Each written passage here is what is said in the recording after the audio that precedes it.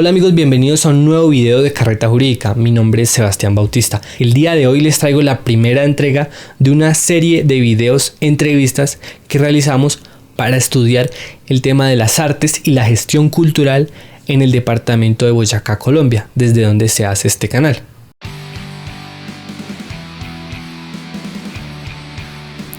A nuestros suscriptores de otras partes del país y del mundo les pedimos un poquito de paciencia por lo específico y concreto de las referencias. Los planteamientos que hacemos son muy pertinentes para todo lugar del mundo en donde las artes, la cultura y la democracia sean importantes, es decir, en todo rincón del planeta. Antes de empezar, por favor no olviden darle like a este video, compartir con sus amigos, comentarnos y suscribirse a este canal. Como ya han visto, ya somos una comunidad de más de 1000 personas interesadas por estos temas sociojurídicos, así que muchas gracias. El invitado de hoy es un amante del cine, los libros, la literatura, la filosofía y muchos temas más. Pablo Malpica es un amigo de acá de la ciudad de Tunja, tiene una fundación llamada Fundación Entre Líneas, desde la cual trabajan, entre otros temas, por el fomento de la lectura. Con él hablamos de muchos temas, la importancia de la crítica en los sectores culturales, las dificultades que tienen los gestores culturales en nuestro contexto y muchos temas bien interesantes que estoy seguro que les van a gustar. Esta serie de videos surge a raíz de una serie de inquietudes que nos embargan, a través de la cual queremos pensar las artes, pensar la importancia que éstas tienen en la democracia y en los estados sociales de derecho, y especialmente queremos saber cómo conseguir que las artes sean incentivadas en nuestros contextos y si la gestión cultural es la respuesta a ello. Bienvenidos. De hecho, mi nombre es Pablo Malpica León. Listo. Lo primero que quería charlar de la disciplina en la que su merced se ha dedicado por muchos años. ¿Qué valor su merced encuentra de la literatura, de los libros? ¿Cuál es la importancia en la contemporaneidad de la literatura para usted desde su punto de vista? Bueno, pues realmente mi experiencia no ha sido solo en el fomento de la literatura. Y nosotros, en particular desde la Fundación Entre Líneas, nos hemos cuidado mucho de aparecer como solo una organización que promueve la literatura.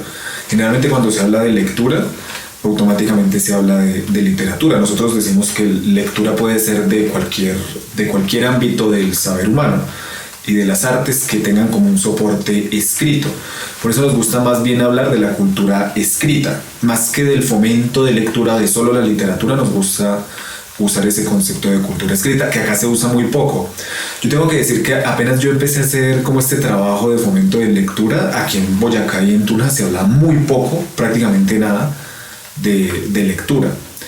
Y ahora que, digamos, nosotros hemos dado como ese viraje hacia el concepto de cultura escrita, pues ese sí que menos se utiliza acá. Ese es un concepto que viene más por digamos, pues eso de tener otros orígenes y otras implicaciones, pero yo lo he escuchado mucho en la gente que hace fomento de lectura en Bogotá y en Medellín. Por ejemplo, Yolanda Reyes es una promotora de ese concepto. Y ese concepto tiene que ver con que la participación de la cultura escrita, o sea, la posibilidad de acceder a la lectura y a la escritura, tiene que ver como la inscripción de uno en el mundo. O sea, estamos en un mundo que se desarrolla por el lenguaje. O sea, la humanidad tiene como característica el estar relacionada estrictamente con el lenguaje. Uno podría decir humanidad y lenguaje son prácticamente lo mismo. No hay humanidad sin lenguaje. Y en esa medida entonces la cultura escrita es una inscripción de los seres humanos en ese ámbito. Y ese concepto es muy importante porque no todo el mundo tiene el mismo acceso a la cultura escrita, ni bajo cualquier condición se tiene acceso a la cultura escrita. Digamos, la gente que no tiene posibilidades, la gente que no tiene una educación de calidad por la situación social, política, etcétera, tiene unas menores condiciones, unas condiciones más difíciles para el acceso a la cultura escrita, es decir, para el hablar y el escribir. Y eso no tiene que ver con, no sé, como con una expresión bella solamente o como con una actividad cultural refinada, sino tiene que ver con las posibilidades de situarse en el mundo y en la vida propia. Entonces nosotros preferimos, reitero, hablar de la idea de cultura escrita. Y entonces eso abarca ya todos los saberes. Nosotros intentamos hablar de saberes humanos, ciencias sociales y humanas. Y por eso nos interesa promover, la literatura, nos interesa promover también la filosofía, la historia, el psicoanálisis, etc. La reflexión ética también nos importa mucho. Y nos importa señalar la no especialización de eso. O sea, también por eso mismo luchamos contra la idea de que somos solo una organización, la Fundación Entre Líneas, que promueve la literatura, porque también en las mismas organizaciones se ha generado como esa idea de la especialización, que es muy curioso que organizaciones de la sociedad civil teniendo como un amplio margen de trabajo, adopten la especialización académica. Uno ve que una constante en la academia es que la gente busca ser cada vez más especialista en una determinada cosa. De hecho, hoy está mal visto, es como visto como algo menor, como algo pobre, como algo apenas inicial el ser, por ejemplo, un profesional en algo. No sé, nosotros que tenemos la experiencia en el derecho, si uno solamente es abogado, como que no es nadie. A mí siempre me preguntan, ¿usted qué estudió? Y yo digo, derecho. E inmediatamente la pregunta es, ¿en qué se especializó? Entonces nosotros luchamos contra esa idea, porque si estamos ante saberes que se relacionan con la vida y como que el propósito es expandir las posibilidades de cada uno, pues mal haríamos en decir, no, es que nos dedicamos a promover la poesía del siglo tal, del autor tal, etc. Entonces en esa medida nosotros, y pues esa ha sido como la labor que yo he intentado hacer, lo que buscamos es mostrar que el saber que está contenido en los libros es de todos. O sea, de alguna manera queremos trasladar un concepto del espacio público a ese saber que está consignado en los libros. Porque si hay una idea de acuerdo a la cual el saber es algo que está o para profesionalizarse, o sea, yo hago cursos, especializaciones, etcétera, y ahí está mi relación con el estudio, o que es para gente muy culta, gente muy especial, como para una élite, que sería como la destinada a entender esas cosas tan complejas y tan distantes. Lo que nosotros decimos es, hay una riqueza de la humanidad, para la cual hay que generar condiciones de acercamiento. O sea, no es que el saber y el conocimiento, las sensibilidades, etcétera, que estén en los libros, sean de muy difícil acceso. Tampoco es que uno pueda acceder sin ningún tipo de formación, sino que se necesita una mediación para poder ingresar en eso. O sea, cualquier autor o autora o cualquier saber, no sé, pensemos en autores o autoras, no sé, Franz Kafka, o en saberes como el marxismo o el psicoanálisis, si uno entra sin ningún tipo de mediación, intermediación, como un grupo que lo soporte a uno, pues eso inmediatamente lo rechaza a uno. Así como, por ejemplo, en el cine. O sea, si yo no he visto absolutamente nada y pongo una película de Apichatpong, no entiendo nada. Y eso no es culpa de la película, tampoco es culpa del espectador, sino de unas condiciones sociales que se lo permitan. O sea, para todo ese tipo de experiencias del saber hay que tener una formación habilitante. Y eso se logra como en el trabajo, pues, colectivo, en lo que hagan las organizaciones, en lo que hagan los distintos actores de la sociedad. Pero una cosa, y ya con esto termino, que uno percibe es que no hay muchos actores de la sociedad interesados en que eso sea de dominio público, por decirlo de alguna manera. Más bien uno ve unos actores interesados en que el saber sea un bien de ellos que les permita distinguirse. Entonces, no sé, ¿qué sería de ciertos académicos universitarios, por ejemplo, si todo el mundo supiera sobre sus derechos? No sé, que todo el mundo supiera por una tutela, presentar un derecho de petición, interponer una acción popular, una acción de grupo, etcétera, que eso lo debería saber todo el mundo. O sea, eso no debería ser saber de especialistas. Entonces, como que en esa línea de desprivatizar el saber es que estamos intentando hacer un pequeño aporte. Súper. Y digamos, en ese sentido, la gestión cultural o la forma como ustedes la abordan es como de esa promoción de esa cultura escrita, ¿sí? Digamos, como ¿qué concepto tiene o qué lectura hace usted de la gestión cultural hoy y su valor para la promoción de esos objetivos que tienen? Esa es una pregunta muy, muy valiosa, porque primero tendríamos que preguntarnos qué es la gestión cultural. Y uno piensa gestión cultural y se imagina redactando proyectos y consiguiendo plata. Esa puede ser una forma de entenderlo, como que se imagina uno pidiéndole al Estado, a ONGs privadas, a cooperación internacional, etc. Y bueno, eso plantea otro problema que es muy importante, y es el de la sostenibilidad económica y material de estas iniciativas. O sea, para hacer un trabajo de fomento de lectura o de mediación a la cultura escrita o en la cultura escrita, se necesita gente que se dedique a eso, y para que haya gente que se pueda dedicar a eso, pues se necesitan unos recursos materiales. O sea, como toda actividad a la cual uno le quiera dedicar su tiempo, implica la existencia de unos recursos materiales. Y entonces ahí sucede una cosa, y hay una cantidad de problemas. Uno es que puede suceder, y sucede mucho, que la gestión cultural se convierta en gestión de recursos, y que las organizaciones que promueven este tipo de cosas no busquen los recursos para fortalecer su trabajo, sino que su trabajo esté en pos de la gestión de los recursos. O sea, como que sea más importante conseguir plata y sobrevivir a partir de eso que la actividad misma. Y yo creo que hay una cosa muy problemática de la gestión cultural, y es como la profesionalización de la gestión de plata.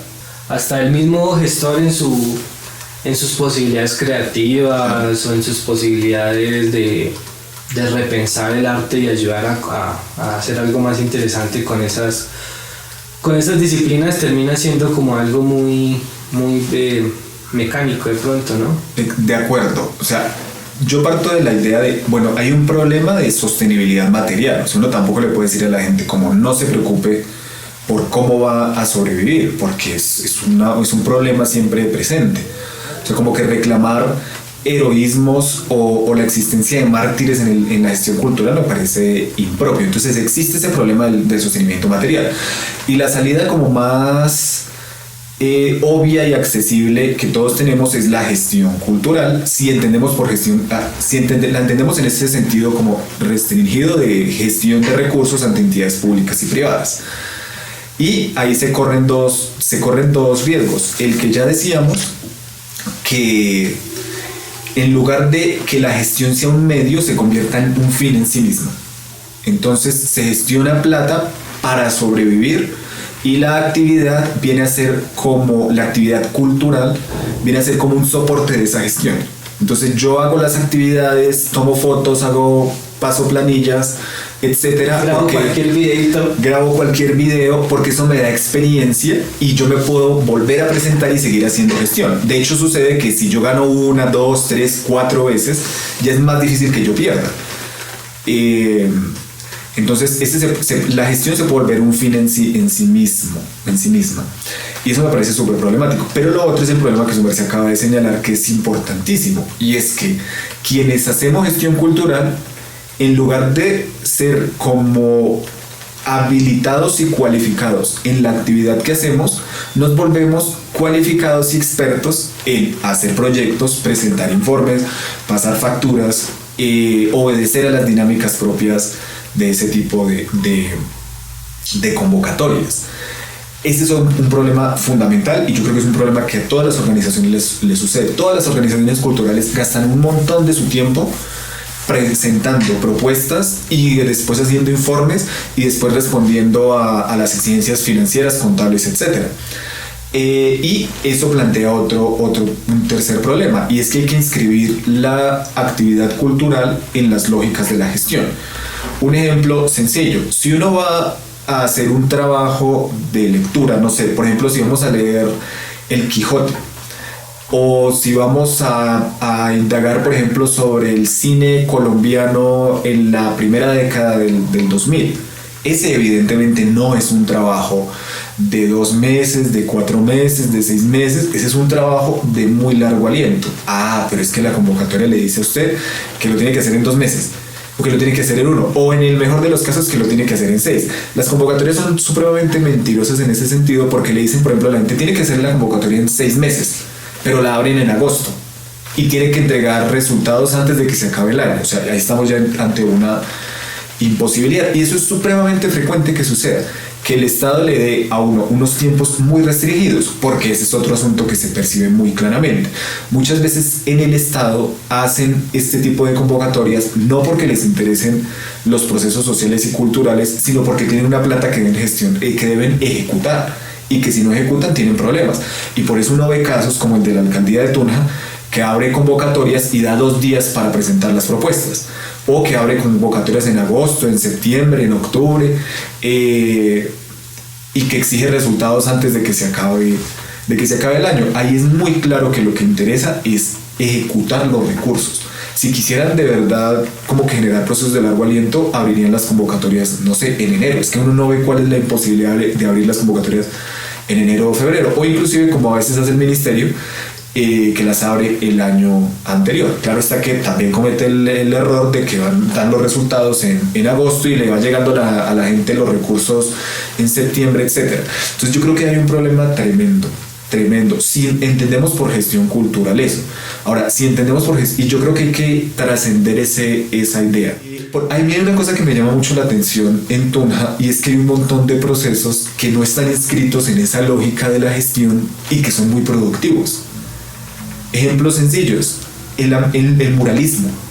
Si uno ve pelados haciendo murales y les importa un carajo si la alcaldía los financió, si la gobernación los financió o no, como que uno los ve que están en su trabajo. Y también en el ámbito de la música uno ve mucha gente apasionada tanto por el arte como por los efectos sociales que pueda tener. Y muchas veces a mí me parece que eso tiene más potencia que los proyectos que algunas organizaciones o gestores culturales hacemos desde este lado, o al menos la misma potencia.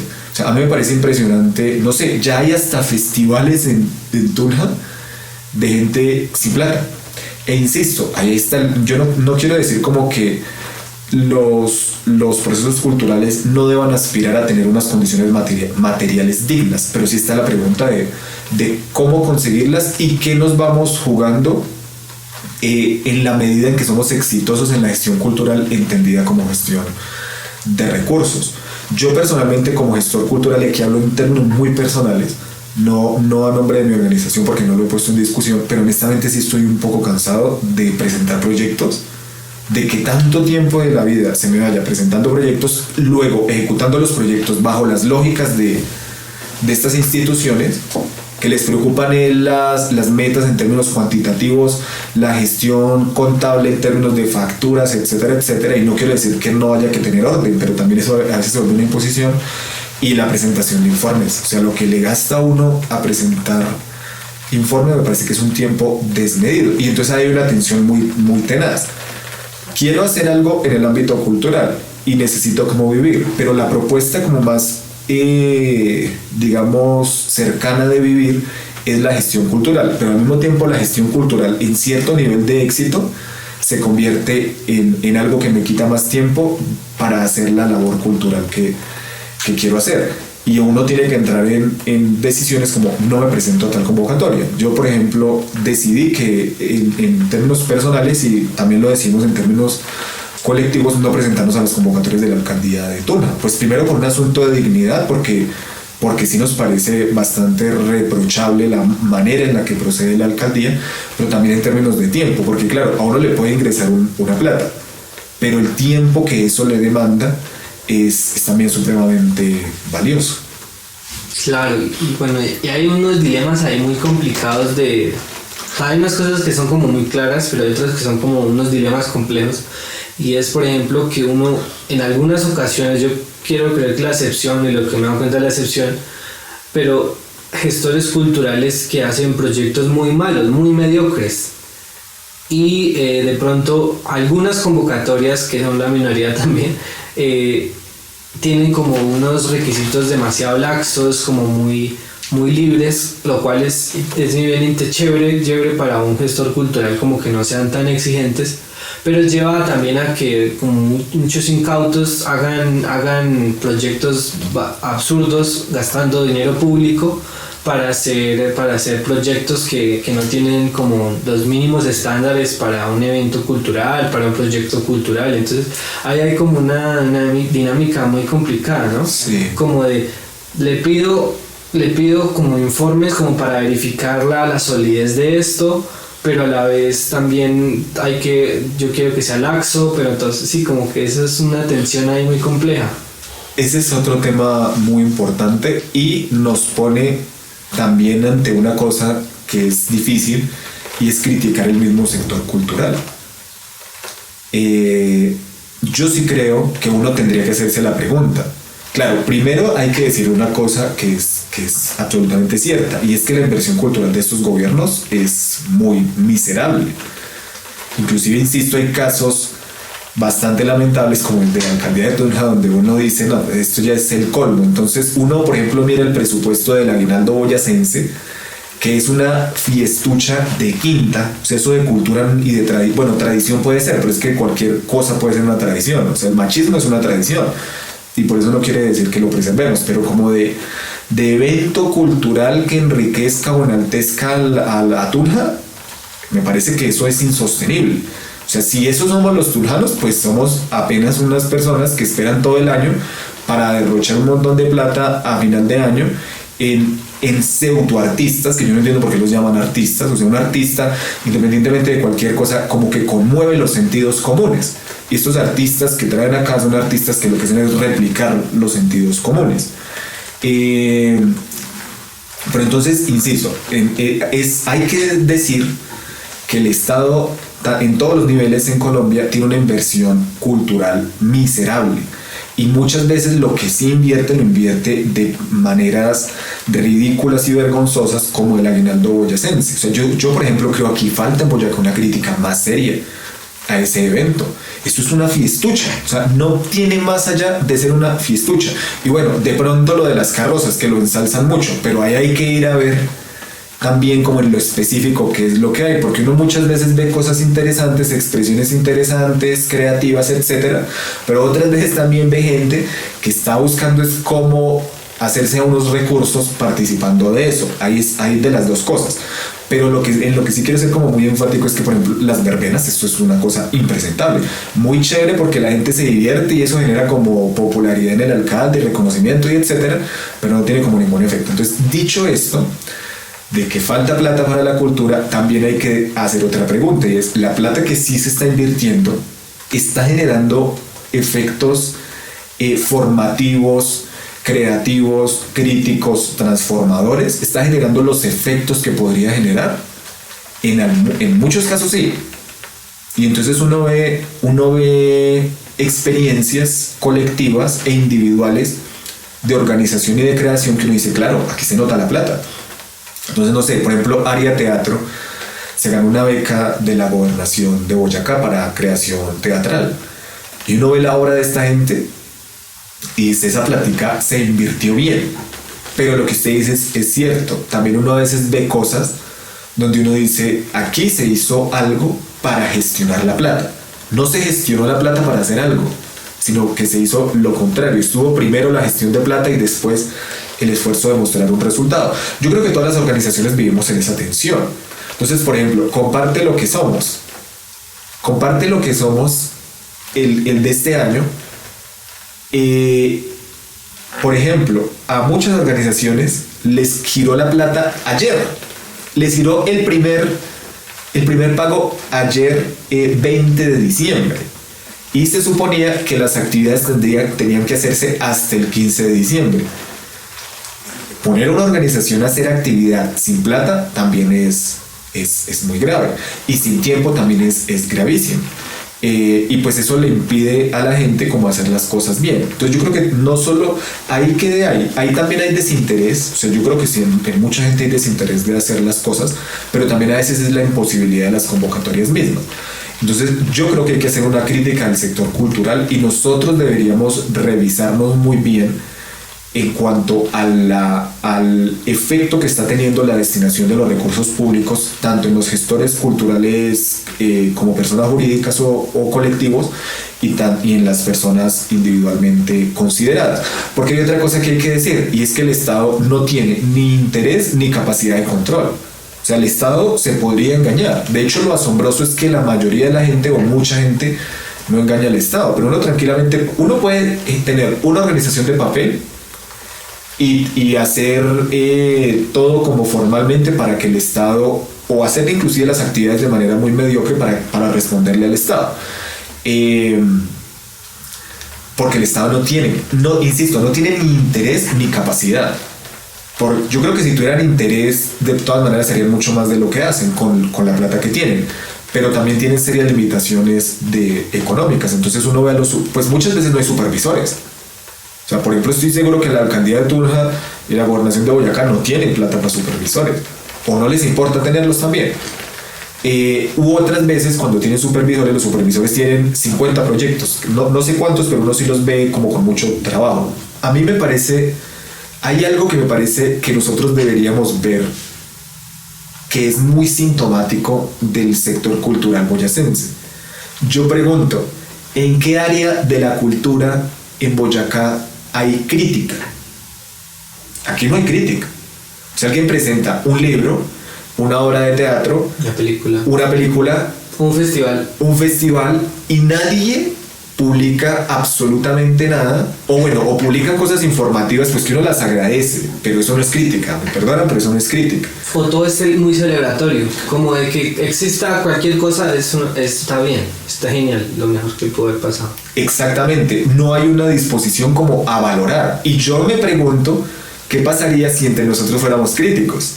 Porque yo también siento, no sé, como una hipersensibilidad a la crítica. Entonces, si uno le dijera al otro, oiga, su evento es muy reiterativo, por ejemplo. Si, por ejemplo, quiero pensar nuestros propios eventos.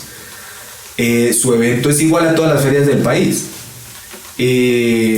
Inclusive, esto sí me lo dijo una vez alguien, pero no como crítica como pública y elaborada, sino pero me pareció interesante, como un comentario. Me dijo, usted repite muchos invitados. Ahí hay una reflexión que hay que hacer. Repetir un invitado está mal, está bien, etcétera. Pero ¿en qué casos está bien? Pues si el invitado publica cada año un libro y el libro es bueno, yo creo que está bien invitarlo. Si el invitado lo traemos cada año porque hay una rosca y etcétera, que no es nuestro caso por supuesto, eso sí sería muy reprochable. Pero entonces a mí me parece, insisto, muy sintomático. ¿Por qué aquí no hay crítica? ¿Y qué pasaría si la hubiera? Yo creo que más que ese tipo de vigilancia financiera y contable que es la que hace el Estado en cuanto a las metas cuantitativas, nosotros sí necesitaremos una vigilancia colectiva y social de lo que hacemos. Y que eso, entre otras cosas, mediría los resultados de lo que nosotros estamos haciendo. Y nos daría quizá una mirada mucho más cualificada para mejorar nuestras actividades. Si a lo que a nosotros nos interesa es potenciar la cultura en Tunja y en Boyacá, deberíamos preocuparnos mucho por la existencia de una crítica. Y por ejemplo, yo creo que aquí lo que nos debería interesar es que cada vez se escriban mejores libros, cada vez se hagan mejores películas, cada vez se hagan mejores composiciones musicales, presentaciones de danza, mejores curadurías. Pero yo, insisto, yo me pregunto qué pasaría si, pues primero me pregunto por qué no existe. Y segundo, ¿qué pasaría si existiera? Y me parecería que nosotros deberíamos hacer como un acuerdo entre el gremio para decirnos las cosas con respecto a nuestra obra y no hacerlo solo en términos celebratorios, como su merced lo decía, como felicitaciones a cualquiera que haga alguna cosa, porque claro, es medio heroico hacer actividad cultural y artística en Tunja, pero si no generamos formas de criticarnos entre nosotros, criticarnos es que la palabra crítica solo tiene un buen sentido. Yo no entiendo por qué en este país como que crítica tiene un mal sentido. Entonces, no, usted solo critica. Por ejemplo, dicen usted critica pero no propone. Esto no tiene ningún sentido. La palabra crítica implica la evaluación y la valoración de algo, y también la presentación o al menos la apertura de algunos horizontes o alternativas de cambio. Es la puesta en contexto de una perspectiva. Entonces no, o sea, de pronto la crítica mal hecha, pues esa de pronto sí, la crítica mediocre de pronto esa sí puede quedar corta, pero la crítica en sí es supremamente valiosa para todas las artes. ¿Sí? Es imprescindible, o sea, yo creo que es imprescindible, y por eso aquí sí nos pasa un poco eso, como que uno ve, y ahí hago también una autoevaluación, como en lugar de en general y en algunos ámbitos, como en lugar de una cosa progresiva, uno ve más bien una cosa repetitiva, y me llama la atención cómo veo a veces quizá más dinámica en estos proyectos que no están inscritos en la lógica de la gestión. Por ejemplo, yo sí creo que es muy notorio que el muralismo tunjano es muchísimo mejor hoy que hace 5 años o hace 2, y es mucho más notorio. Tendremos que preguntarnos lo mismo en los demás ámbitos. Bueno, había como dos temitas ahí pequeños para ir terminando. Uno es el tema de, entonces, ¿qué horizontes le ve a usted a los gestores culturales o a los artistas en general en Colombia, en el departamento? Digamos, ¿cómo ve así, digamos, de una manera esperanzadora y como qué ámbitos están ahí para seguir trabajando? Yo tengo una mirada muy positiva. O sea, quizá la que presenté ahorita era como más escéptica y más crítica. Sí, crítica en el sentido como negativo del término, de decir lo que está mal. Negativo no es negativo en este caso, sino es apenas mostrar como lo oscuro de la situación. Pero yo sí creo que hay como muchas razones para esperanzarse en muchos ámbitos. Y hoy yo veo muchas más iniciativas. Insisto que cuando nosotros arrancamos hace 10 u 11 años, no se veía tanta gente trabajando en tantos ámbitos. O sea, yo sí creo que Tunja y Boyacá, no sé, en unos 5 años, puede ser un espacio, un territorio donde se produzcan muchas cosas buenas. No sé, por ejemplo, en el cine. En el cine uno ve que hay mucha gente haciendo cosas, y cosas ya muy cualificadas. También en otros ámbitos, en la literatura, en las artes plásticas, sobre todo en ese arte urbano, yo veo muchos progresos. Yo veo hoy la gente más comprometida como con una actividad cultural, no de élites, de academias, que por ejemplo eso veía uno en el pasado, de círculos, sino una actividad más relacionada como con la población, sí. Que yo creo que esa es como no una función, pero sí un sentido del quehacer artístico y cultural, y es que llegue a otros, que forme a esos otros, pero que también esos otros tengan como el lugar de darle a uno una mirada sobre lo que está haciendo.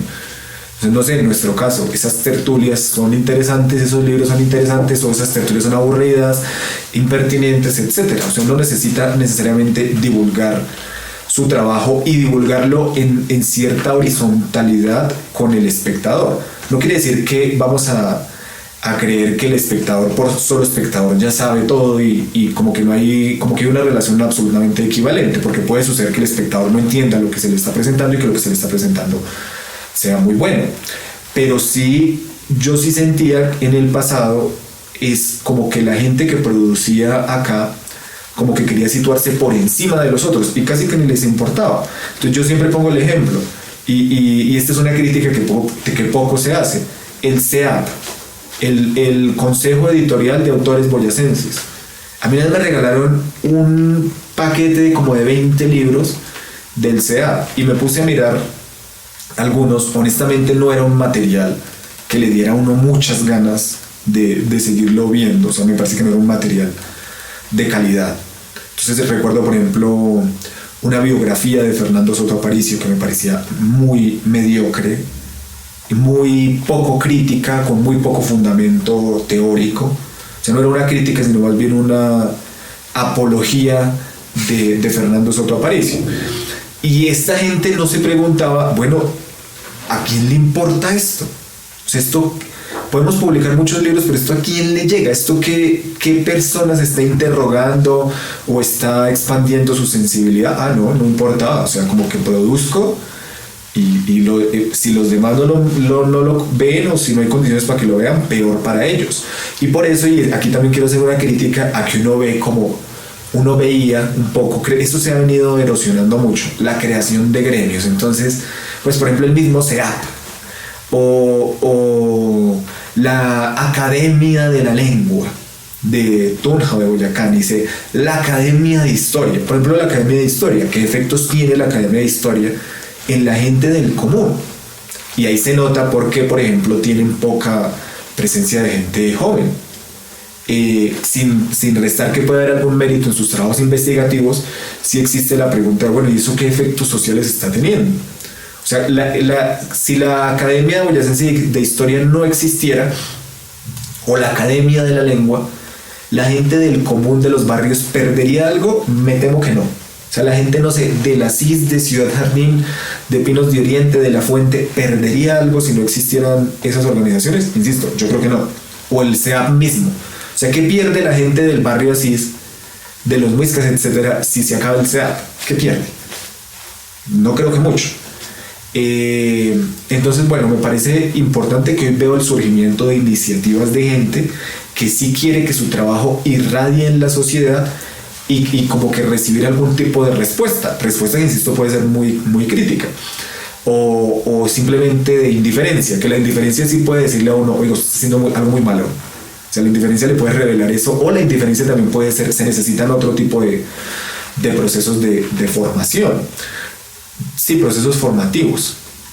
Entonces yo veo con esperanza el surgimiento de organizaciones, de personas, de colectivos que sí están preocupados por los problemas artísticos, estéticos, sociales, etcétera, asociados a políticos, asociados a la cultura.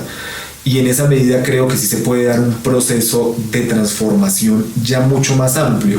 Es que aquí no solo se necesita que surjan artistas y gestores, sino que eso tenga un efecto social y que se genere una suerte de movimiento lo más amplio posible, que sea el que exija más ferias del libro, más conciertos, más presentaciones teatrales, más películas, más organizaciones, más espacios de formación para los niños, etc. Y yo creo que sí se están dando algunos pasos en esa dirección.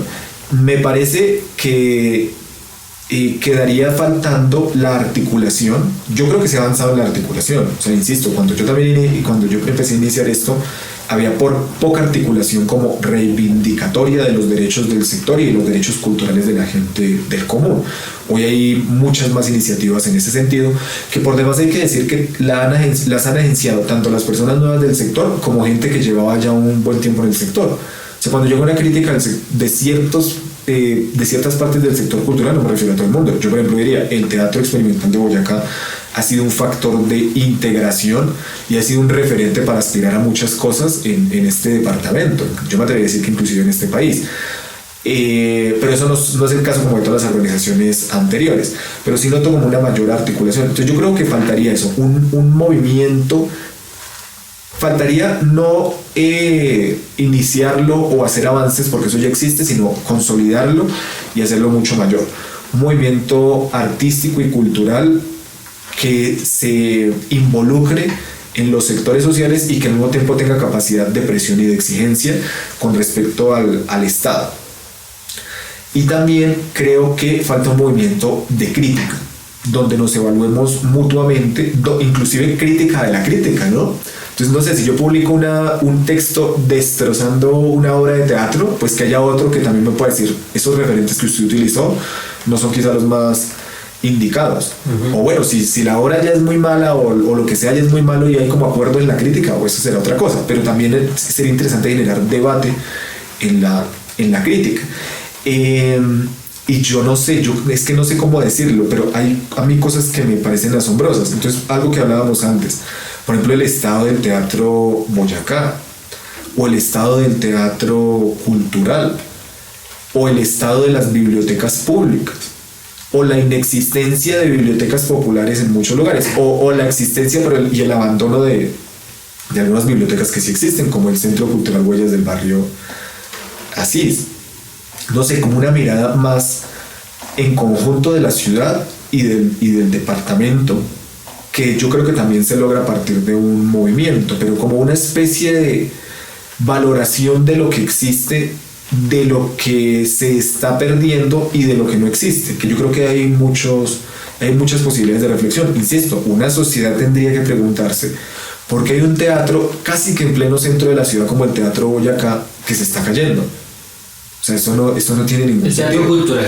El cultural y el Boyacá, es que se llama el que queda ahí al lado del Hotel Onza.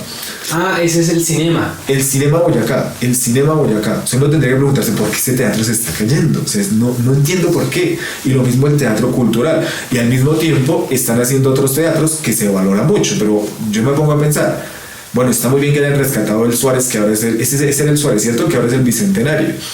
Está muy bien que lo hayan rescatado, pero no sé, esas grandes inversiones también hubieran podido tener efectos en otros espacios, pero independientemente de los espacios, que también puede suceder que no hay no hay como una actividad cultural que los apropie. El problema también sería las dinámicas culturales que hay en nuestra sociedad. Y yo creo que otra cosa que hay que pensar es también cómo no somos solo una ciudad, sino que estamos articulados a otros territorios, al país, a Latinoamérica, etc. Nosotros somos muy parroquialistas. O sea, salvo algunas expresiones, no sé, por ejemplo el teatro me parece un referente interesante de integración con otros ámbitos territoriales. En otros ámbitos somos muy parroquialistas. Y aprovecho aquí para hacer otra crítica que me parece también que falta mucho. Aquí un montón de gente cree que hacer cultura es hacer expresiones artísticas, canciones, películas, etcétera, que sean simplemente celebratorias de lo que supuestamente somos.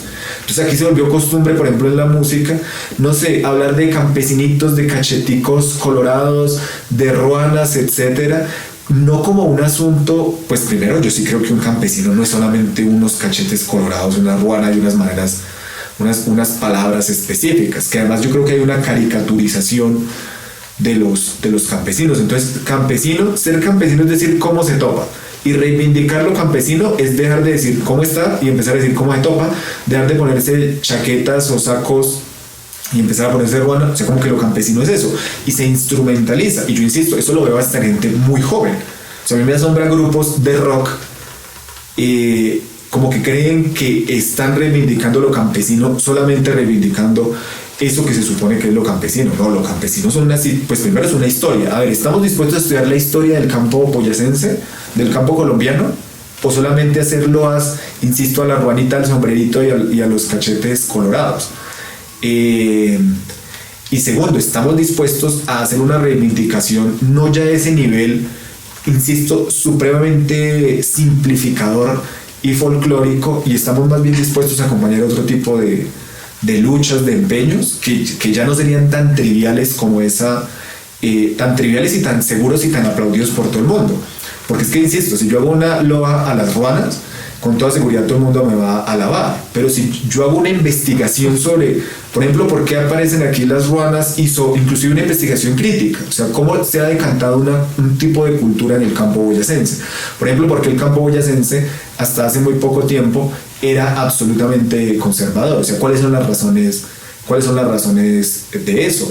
Y además, si yo integro eso a otros ámbitos como lo económico, lo político, etcétera, ¿cómo lo podría pensar? Eso ya es mucho más difícil, y estoy seguro que ahí sí ya no va a haber tantos aplausos y tanto reconocimiento. Entonces yo creo que estamos en un momento donde surgen fuerzas que son interesantes, pero al mismo tiempo estamos afrontando problemas que vienen desde mucho tiempo, y que está por ver en qué medida las fuerzas existentes son capaces de afrontar y de cualificarse a partir de esos problemas. Entonces, una mirada esperanzadora, pero también una mirada que reconoce que hay un montón de problemas a resolver, y que es una gran incógnita si los vamos a reconocer y a resolver. Yo creo que Mercedes ya lo ha mencionado, pero digamos, ¿cómo conecta los valores democráticos, digamos, del Estado Social de Derecho con la figura de la gestión cultural? Bueno, si gestión cultural lo entendemos como simple gestión de recursos, eso puede ser, pues, importante, porque hay gente que tiene como con qué vivir, pero más allá como algo democratizador o algo así, no. O sea, realmente, insisto, es algo que le viene más bien al Estado a posibilitar presentar una política cultural que no tiene. Entonces, no sé, supongamos, este es un número que me invento, el Estado por sí mismo difícilmente podría hacer una actividad cultural que le llegue, digamos, a 1,000 personas. 5 ONGs sí lo pueden hacer mucho más fácilmente. Entonces simplemente el Estado les da una plata, que es muy poquita realmente, para hacer una cosa buena, y el Estado después saca pecho y dice, hay política cultural. Entonces podemos convertirnos en eso, como sobrevivientes, y yo los llamo también rebuscadores del ámbito de la cultura, y al mismo tiempo como el instrumento del Estado para decir, hay política social y política cultural. Ahora, si entendemos la gestión cultural como una mirada sensible a las representaciones, a los valores, a los ideales que tenemos, a la creatividad, a las posibilidades del pensamiento, a los límites también que tenemos, y también la gestión cultural como unas iniciativas para cualificar esas capacidades, pues para darnos cuenta de nuestras imposibilidades y cualificarlas. No sé, darnos cuenta de que, por ejemplo, en Boyacá es muy difícil hacer cine, es muy difícil, y es muy difícil por muchas razones. Una de ellas presupuestal, pero no solo presupuestal, presupuestal como técnica, pero también hay otras razones. Por ejemplo, aquí hay una tradición cultural muy incapaz de verse a sí misma, de verse críticamente y de relacionarse con otras formas de pensar la cultura, que yo creo que eso es otra cosa que está asociada como a lo parroquial. O sea, en qué medida nosotros somos capaces de efectivamente apropiar el saber y los logros que se han hecho fuera de nuestro territorio. Fuera de nuestro territorio me refiero no solamente, inclusive en nuestro país, pero también en otras partes del mundo. O sea, cómo de alguna manera aspiramos a ese internacionalismo o cosmopolitismo. O como más bien, insisto, nos quedamos aquí encerrados y como en nuestra propia creatividad. Entonces, bueno, para seguir con el ejemplo del cine, hay esos problemas presupuestales y técnicos, pero también hay otro tipo de problemas que ya son del orden de lo cultural, porque ha habido sociedades también con pocos recursos que logran hacer cine. Inclusive, por ejemplo, es muy interesante ver cómo en México, en Brasil y Argentina, también con condiciones en alguna medida semejantes a las nuestras, ha habido un mayor desarrollo. Y eso, insisto, no creo que sea solamente presupuestal o técnico. Y lo mismo, o sea, escritores o escritoras relevantes de nuestro territorio, o que reconozcamos los que han existido acá. Entonces, no sé, el ejemplo siempre típico de R.H. Moreno Durano, Rafael Gutiérrez Girardot, en qué medida se reconocen mis estudios, muy poco, creo yo. Pero entonces, bueno, si la actividad cultural y la gestión cultural es ese tipo de mirada, de crítica y de iniciativa por mejorar nuestras capacidades creativas, está absolutamente relacionado con la democracia. Porque finalmente, ¿qué es la democracia? La democracia sería que todos los seres humanos tuviéramos unas capacidades y un poder para incidir en la sociedad. La cultura se relaciona con la democracia y tiene efectos democratizadores en la medida en que le confiere a la gente posibilidades de expresión y de participación cualificada en los destinos de la sociedad. Insisto, no participación formal y digamos poco reflexiva como puede ser solamente la participación electoral, que para volver al tema de no, es que es culpa de los jóvenes y culpa de la sociedad por no participar en la elección de los consejos municipales de juventud. Y yo creo que no es culpa de ellos, es culpa de la propuesta que de atractiva tiene muy poco. O sea, ¿qué se va a hacer en ese tipo de espacios? ¿Qué transformaciones son posibles desde ese tipo de espacios? De hecho, eso tiene más bien tinte como venga, les vamos a dar un espacio formal, sin presupuesto, sin posibilidades de decisión, sin herramientas para incidir realmente, para que se calmen y, por ejemplo, dejen las calles, donde se ve una posibilidad mayor de participación y al menos de desestabilización, de incidencia, etc.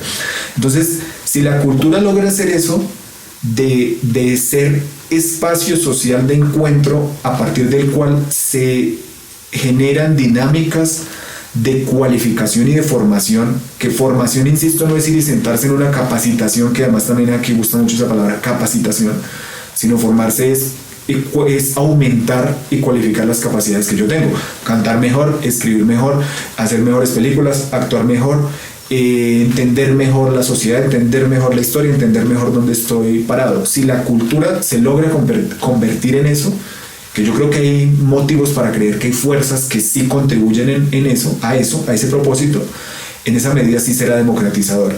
Pero si es solamente forma de gastar recursos públicos y justificar políticas públicas y forma de sobrevivencia, pues creo que está destinada a ser repetitiva y a no ser masiva, que yo creo que esa es una cosa que nosotros nos deberíamos interrogar acá en Tunja. Y ahí también hay una autocrítica. ¿Por qué nos cuesta llegar a mucha gente? Entonces, no sé, uno ve la fiesta del libro y la cultura de Medellín y eso es una cosa masiva. o uno ve la parada juvenil de la lectura, etcétera. Eso es masivo, porque a nosotros desde este lado nos cuesta, y al mismo tiempo aquí hay gente que ha logrado cosas masivas.